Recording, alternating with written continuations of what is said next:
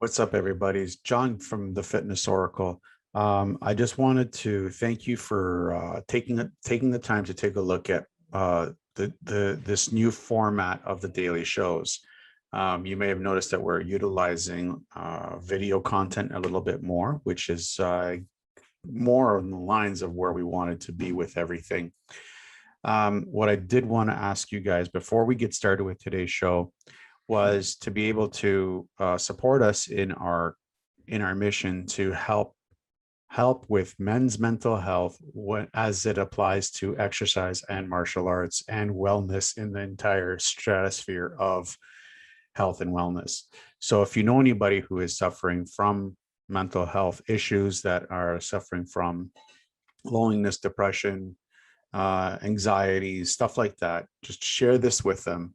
Please, please, please help us even more by subscribing to our channel and share and hit the little bell to be notified every time that we release a new episode, which should be on a daily basis. But it's always good to be notified when we come out with new content, right? So remember, just to reiterate, hit the subscribe button, subscribe to our channel, show us that you care. Hit the little bell to be notified when we're releasing a new episode. And again, if you know anybody who's suffering from any form of mental health issues when it comes to depression, anxiety, and stuff like that, please share it with them, as the entire mission of this show is to help others. Hope you enjoyed today's episode and stay healthy, my friends.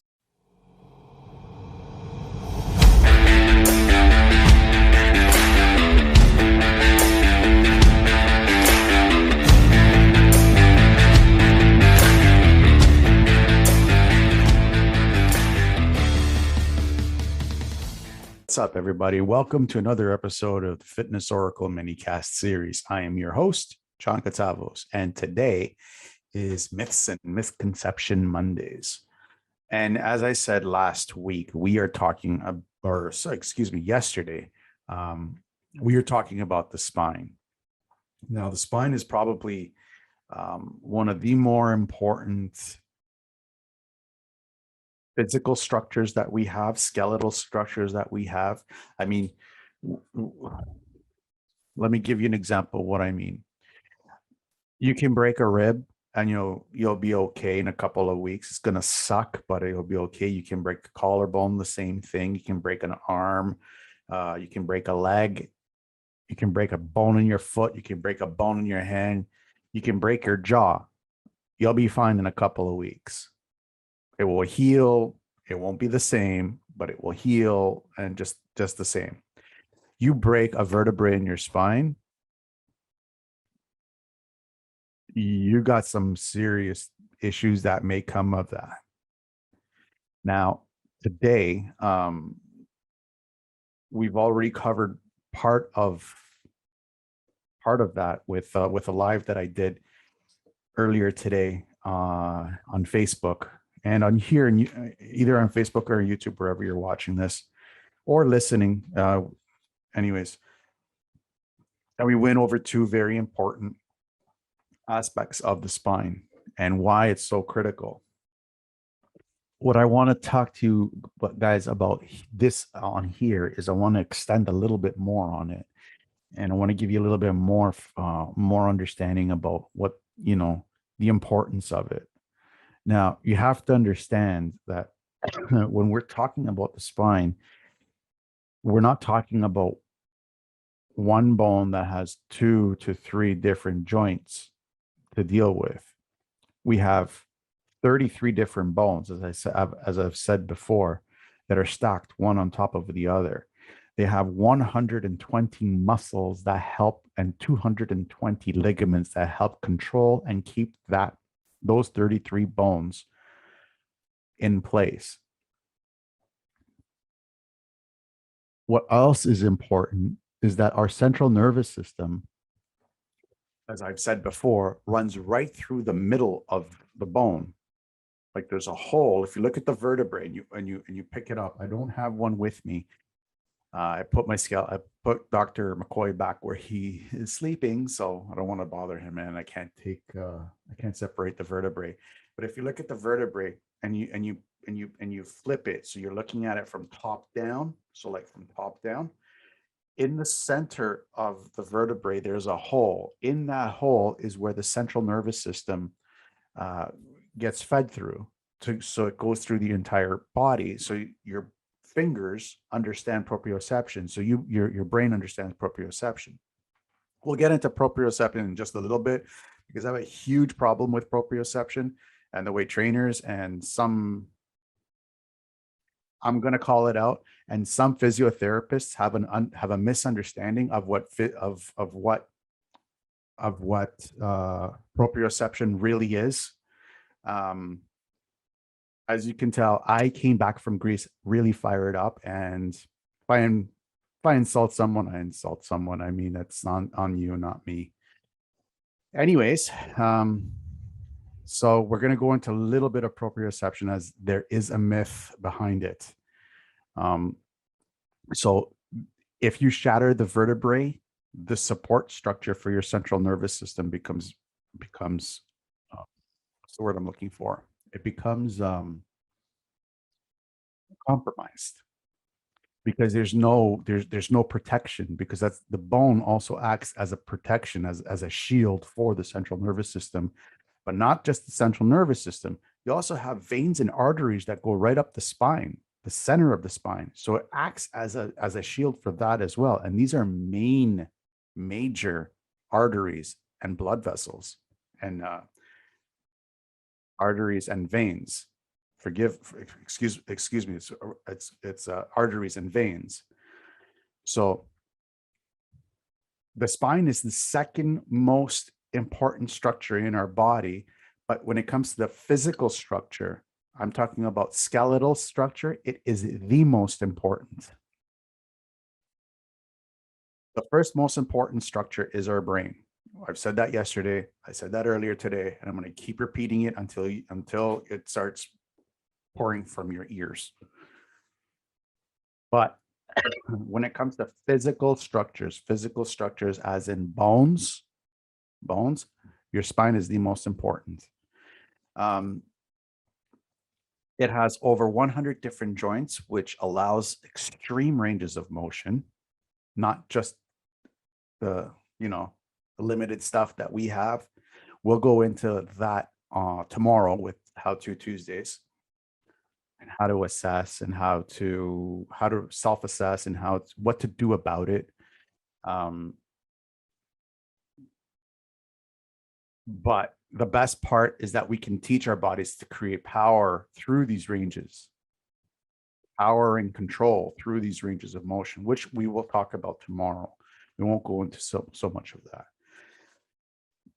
Now, that's the number one fact that I can impart on you today is all that. It's 33 bones. It is what it is. 33 bones, has over 120 muscles and 220 ligaments that attach to it.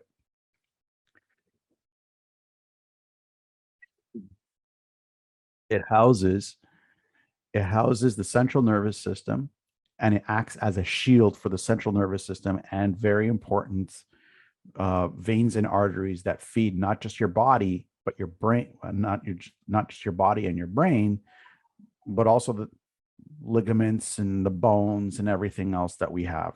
It goes through there. So it acts like a central highway for many, many, many things. Now, the misconceptions, the fictional facts that actually come out of this is ridiculous. And I touched up on one earlier, and I'm going to talk about it right now. Proprioception. Proprioception is a myth. Well, no. Let me retract that. Proprioception is not a myth. If we didn't have proprioception, if I didn't have proprioception right now, I wouldn't know where my fingers are. It is your brain having the ability to understand other body parts in time and space. That's proprioception. When I see trainers talking to their clients about we're going to work on proprioception, or I see physiotherapists talking about we're going to work on proprioception. You don't need to. I'm already working on proprioception. Do you understand? You know what I mean? It's like, I know I know my left hand is right in front of my face. I know it's there. That means my proprioception is there. You don't have to shove me on a Bosu ball to unbalance myself when I don't need to be unbalanced and supercharge my nervous system. You don't need to do that. I know my feet are on the floor right now. I know that is proprioception. My brain knows my feet are on the floor. Doesn't mean, I'm not saying that standing on a Bosu ball doing dumbbell curls is not effective. It is effective, just not in the construct that we think that it's effective. I don't need to throw somebody on a Bosu ball to do proprioceptive exercises. I'm doing proprioceptive exercises every time I have them in, every time that they're awake. That's proprioception. When you're awake and you know where your limbs are, that's proprioception. Another myth that I want to talk up on is, and this is going to be highly controversial, and that's fine. I'm okay with it because there's actually quite a lot of myths. I covered them on the live. I'll cover another one here. Is low back pain. When you get low back pain, that you need to go and do surgery to get it fixed because of a slipped disc. I'm just giving an example because this is actually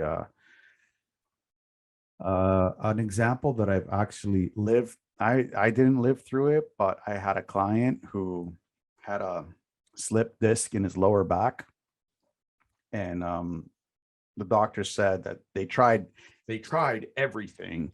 They tried everything, and the only other solution was to cut him open and shave the disc down. Apparently, they didn't try everything.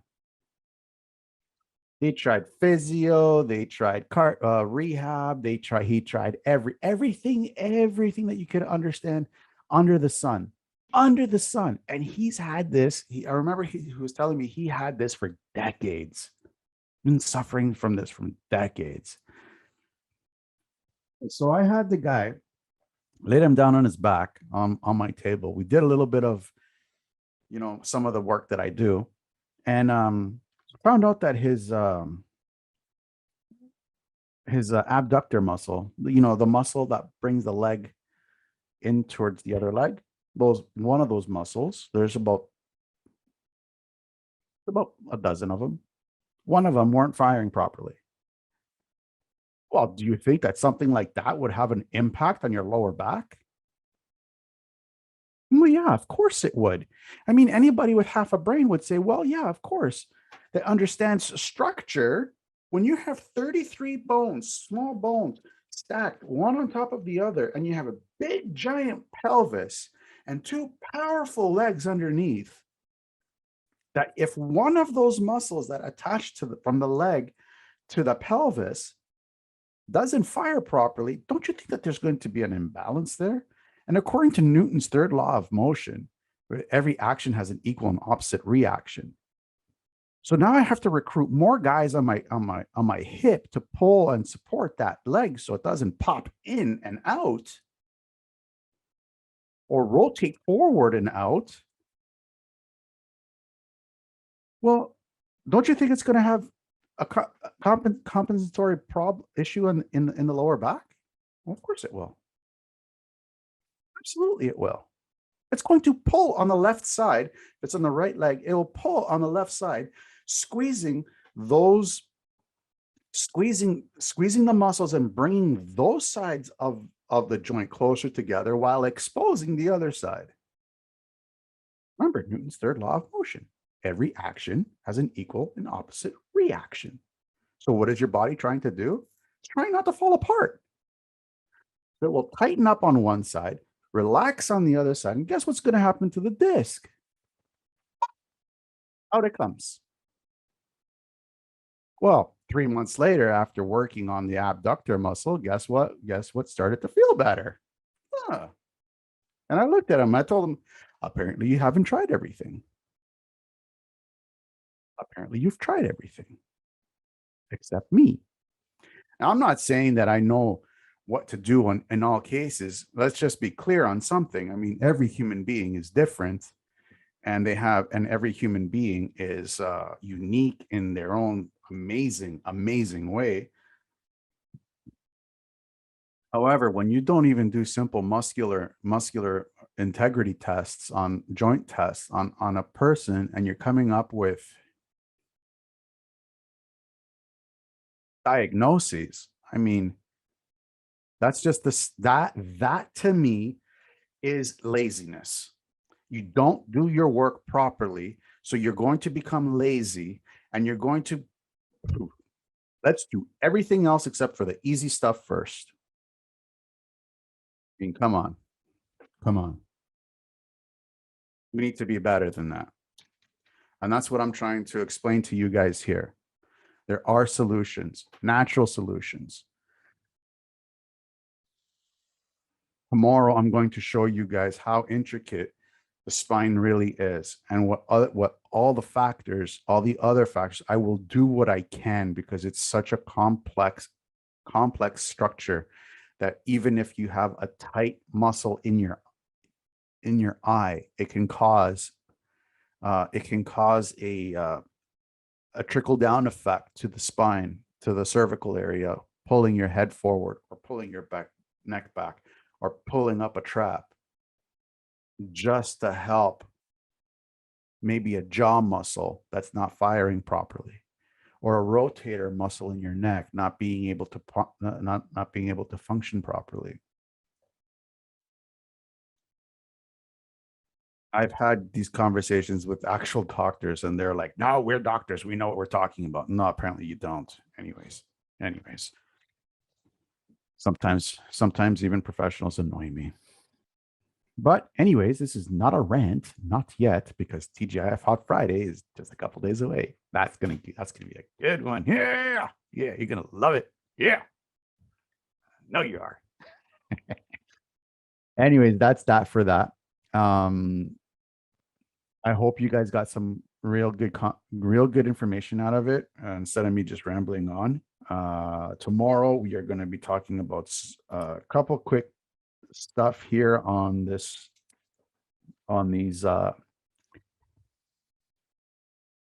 podcasts, these mini casts, so you guys can get a little bit more content on, and a little bit more understanding on the live training that we're going to do on Tuesday, tomorrow, on Facebook. So again, if you're not in the Facebook tribe, in the Power Tribe, please just message me, wherever you're listening to this. Just put it in a message. Please grant me access to it. And it's only on Facebook. I apologize. It's only on Facebook. I'm trying to figure out different ways, but right now the only way that I can think of without doing too much is Facebook. So please, just message me, say, John, can you grant me access to the Facebook Power Tribe, and I'll grant you access. It's going to be a really good one, really in-depth training session. So you really want to tune into that one. Anyways, we'll talk tomorrow. You guys have a great night.